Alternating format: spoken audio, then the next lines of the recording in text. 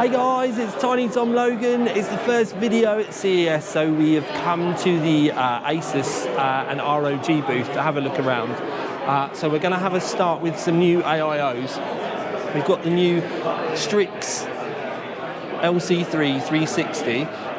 It's got an Asetek 7th Gen V2 pump in it, but the top is actually magnetic and you can flick it around, which is kind of nice. This will actually all light up as this one does here. This one is movable and everything as well, but they've done the wiring quite tight, so we can't move this one, but it does come off like the other one did. But something that I did notice that was quite cool, this, when you do have a look inside the case, does look like the Ryu pump top from the AIOs, but if you have a look, there's custom water cooling tubes coming out of it.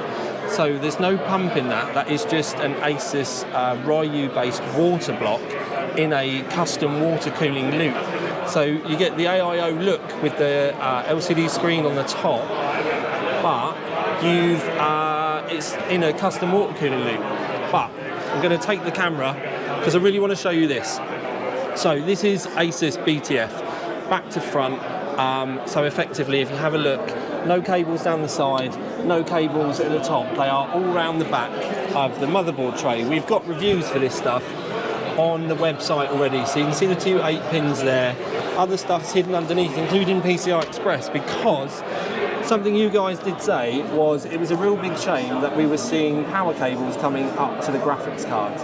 But you'll see with this, there isn't one, not at all. And that is because the power connectors are there and they plug into the motherboard itself. So if we have a look, you can just see it just in there.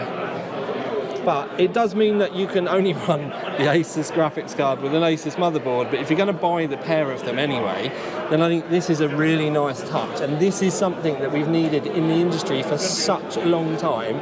This actually makes me quite excited.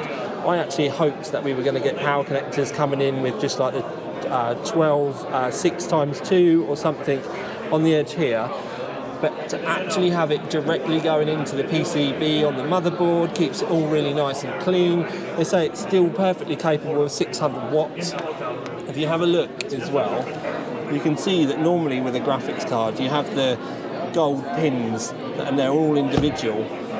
This is just two massive pins here, that's solid gold, and then these are the it's for the graphics card to be able to communicate with the motherboard and the system itself. So there's a lot more interface going on between the two.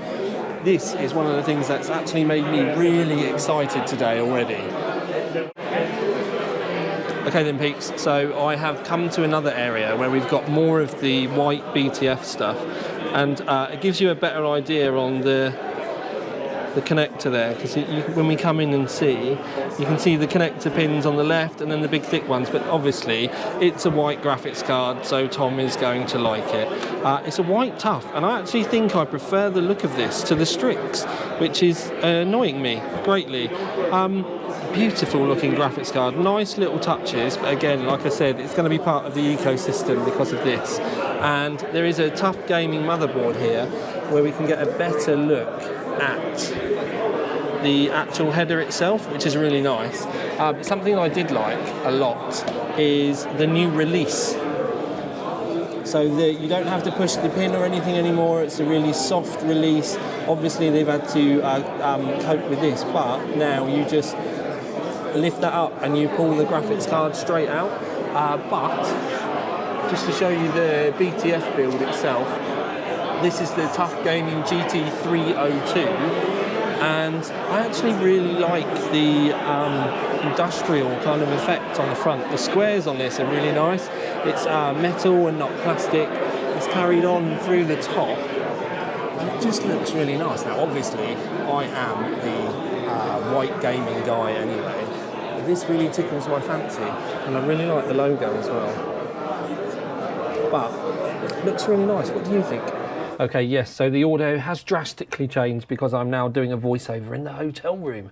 But ROG Karnx, or Car NYX Karnx, It is a all new microphone. It's got noise cancelling, studio grade condenser, microphone built in.